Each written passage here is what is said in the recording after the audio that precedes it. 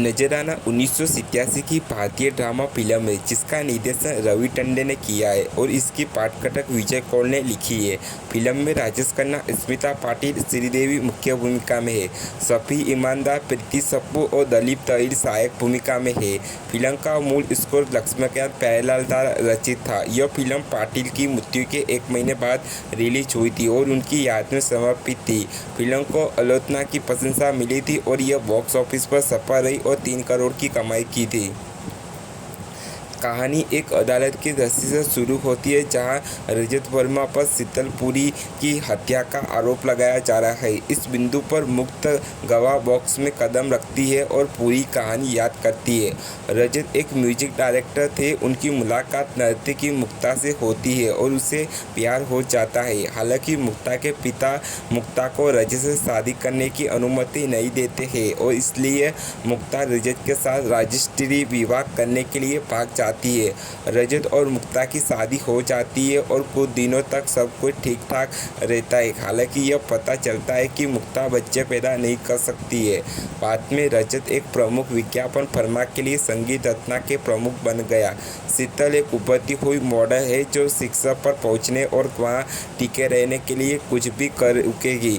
वह रजत पर भी आगे बढ़ती है जो उन सभी को अस्वीकार कर देता है। वह मुक्ता से नृत्य सीखती है और विज्ञापनों में पेशेवर रूप से नृत्य करने के लिए रजत द्वारा संगीत तैयार किया जाता है। इस बीच मुक्ता और रजत के घर पर एक नौकरानी यहाँ पता चलता है कि लगभग 7 साल पहले जब नौकरानी के पति ने अपनी 10वीं बेटी तुलसी को बेचने की कोशिश की थी तो मुक्ता ने हस्तक्षेप किया था और तुलसी की शिक्षा का खर्च उठाने का फैसला किया था। जब तुलसी गाँव लौटती है तो वह खुद को गहरे रंग का रंग लेती है ताकि वह झुग्गियों में रह सके। हालांकि तुलसी वास्तव में सुंदर है। इसके बाद तुलसी रजत और मुक्ता के घर में नौकरानी के रूप में काम करने का फैसला करती है, जबकि रजत शीतल के साथ काम नहीं करने का फैसला करती है क्योंकि वह उसकी पत्नी के बारे में बुरा बोलती थी। यहाँ तक कि उसकी नौकरानी भी सहयोग से बीमार पड़ जाती थी और तुलसी अस्थायी रूप से रजत के घर पर नौकरानी बन जाती थी। रजत ने अपनी फर्मा के साथ शीतल का अनुबंध समाप्त कर दिया था। इसमें शैलेंद्र इंद्रनपरा की कंपनी को भारी वित्तीय नुकसान हुआ था क्योंकि शीतल मशहूर हो गई थी और लगभग कोई भी मॉडल उनकी जगह लेने के लिए तैयार नहीं है। हालांकि एक दिन जब मुक्ता दूर होती है तो रजत को एहसास होता है कि शफी ईमानदार का शो करने के लिए वह शीतल की जगह तुलसी को ले सकता है। जल्दी तुलसी का एक पोर्टफोलियो तैयार किया गया है। तुलसी की लॉन्च पार्टी से लौटते समय भारी बारिश के कारण रजत की कार खराब हो जाती है और तुलसी रजत के घर में अपनी पोशाक बदलने का फैसला करती है।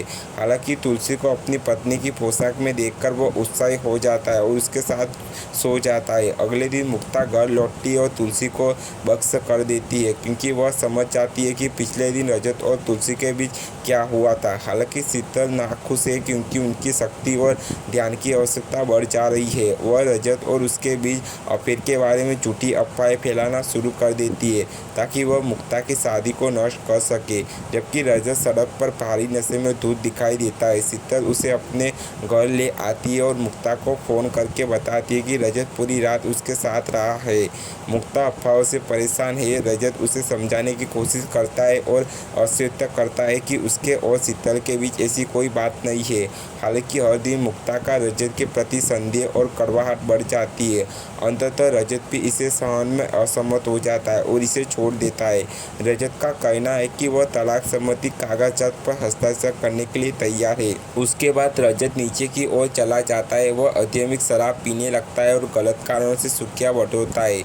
इस बीच मुक्ता को पता चलता है कि तुलसी रजत के बच्चे से गर्भवती है और घर की नौकरानी की मृत्यु हो जाती है। जब झुग्गीवासी तुलसी का बिना शादी के गर्भवती होने का मजाक उड़ाते हैं। मुक्ता सुलह करने की कोशिश करती है लेकिन शीतल उसे बेखूबी से बताती है कि उसने रजत को हमेशा के लिए खो दिया है, चाहे मामला कुछ भी हो। और शीतल झूठ बोलती है कि उसे मुक्ता का हस्तक्षेप की ज़रूरत है ताकि रजत मुक्त को तलाक का दे सके। मुक्ता एक वीरांगी बन जाती है जब रजत उसे छोड़ देता है तो, और जब उसे पता चलता है कि रजत उसे तलाक देने का इरादा रखता है तो तुलसी बच्चे को जन्म देने का फैसला करती है और वह बच्चे को मुक्ता को देने का फैसला करती है और झूठ फैलाती है कि यह मुक्ता का बच्चा है। जब शीतल को मुक्ता की गर्म अवस्था के बारे में पता चलता है तो वह सुनिश्चित करती है कि रजत को इसके बारे में कभी पता ना चले। यह सब रजत की नौकरानी तुलसी देखती है। वह तब भी असमय है जब रजत गंदगी में फंस गया है। वह नहीं जानती कि बाकी कहानी का निर्णय मोड़ बनने जा रहा है। रजत बेहद हताश से तुलसी को एक नए मॉडल के रूप में लॉन्च करने का फैसला करता है। तुलसी के पास अपने निर्णय के साथ चलने के अलावा कोई अन्य विकल्प नहीं है। रजत ने तुलसी को बदल दिया और निश्चित रूप से तुलसी को बाजार मिलना शुरू हो गया। शीतल इस अपराधों को स्वाभाविक रूप से क्रोधित है। बाकी कहानी इस बारे में है कि तुलसी के प्रवेश में मुक्ता और रजत को इस रिश्ते पर क्या प्रभाव पड़ता है। क्या तुलसी को रजत से प्यार हो जाएगा? क्या तुलसी रजत से शादी करेगी? क्या मुक्ता को कभी पता चलेगा कि रजत निर्दोष था? क्या शीतल मुक्ता की जिंदगी को और भी खराब कर देगा? क्या मुक्ता और रजत की सुलह कर पाएगी? उन सभी को अदालत में किस बात ने पहुंचाया?